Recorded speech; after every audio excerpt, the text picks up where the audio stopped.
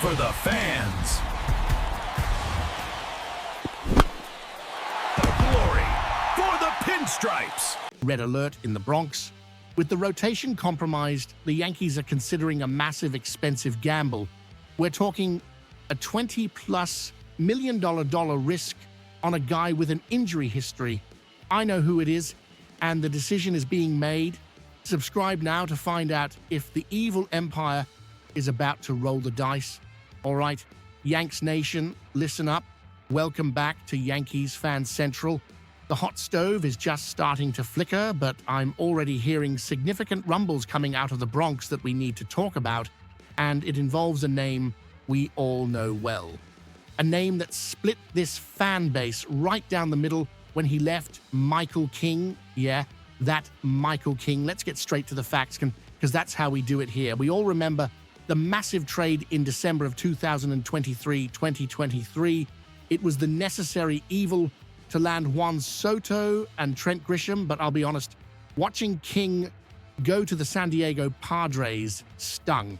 It stung because he was one of ours, a homegrown arm, a guy who went from a dependable Swiss Army knife in the pen to a legitimate, filthy frontline starter. We watched the potential cash in right before our eyes, and then he was gone.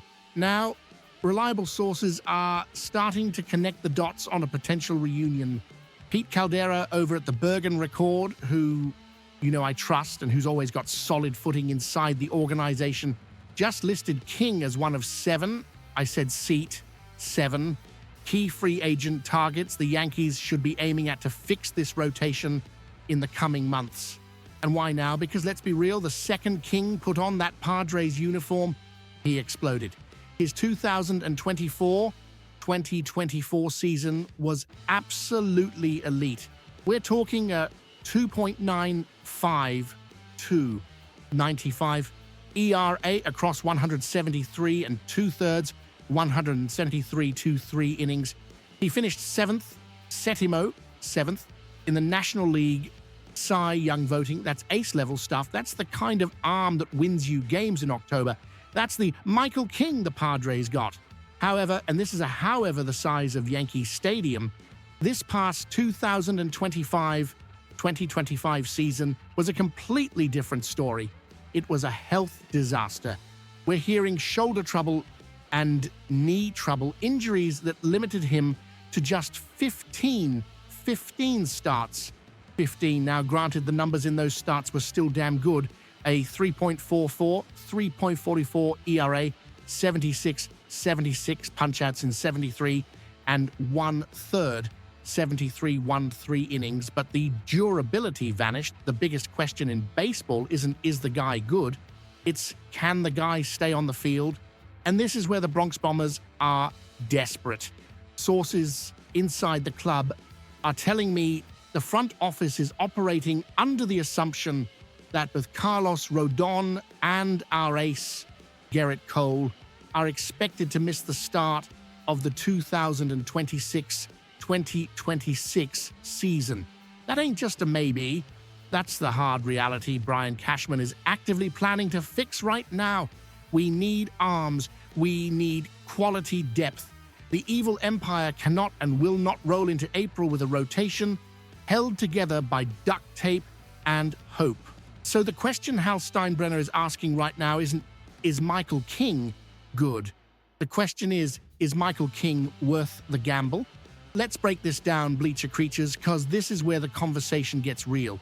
The problem with a Michael King pursuit is twofold: durability and dollars. The fact he only made 15 starts in 2025 is a massive, flashing red flag. It's a buyer beware sign in neon.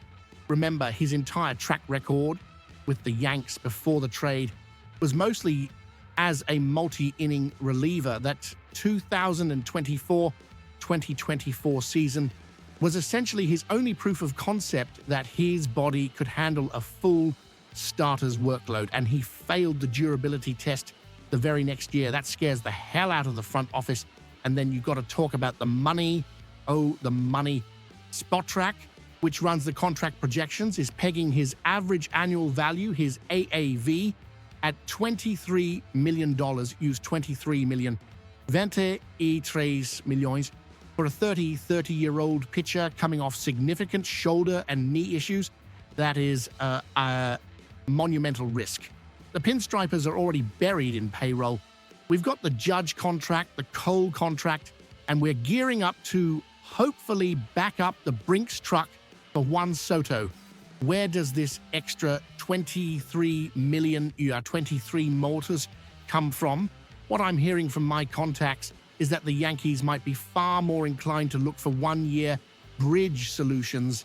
Think the model we saw with Justin Verlander or Max Scherzer, though they were older and trade acquisitions, short-term, high-dollar deals to plug the rotation holes until Cole and Rodon are 100%. That strategy protects the payroll for 2027, 2027, and 2028. Michael King doesn't fit that one-year mold. He's 30 years old. This is his one shot at his career payday. He's not taking a cheap one-year prove-it deal again. He wants security. He wants the guaranteed cash. And the Yankees, well, the Yankees want another ring, but they are absolutely terrified of getting stuck with another long-term bad money pitching contract for a guy who can't stay on the mound. So here's my analysis, plain and simple. A Michael King reunion is a great story. It's sentimental. We watched him grow up in the Bronx, but realistically, this reunion only makes sense for the Yankees if his market completely collapses. If the injury concerns are so massive that other teams back off, forcing him to settle for a lower incentive-laden deal. But if he's demanding anything close to that 23 million, 23 meters a year, I can tell you right now with confidence, the Yankees are out. They're not paying that price. But now I want to hear from you, Yanks Nation. What's the play here? You're the GM for a day. Are you rolling the dice on that massive payday for King, betting he finds that 2024 form, or are you taking that 23 million to 23 miles and spending it elsewhere? Drop your opinions in the comments below. This is Yankees Fan Central for the latest intel, the inside analysis, and the straight-up truth on the Bronx Bombers. Before anyone else, hit subscribe and ring that bell.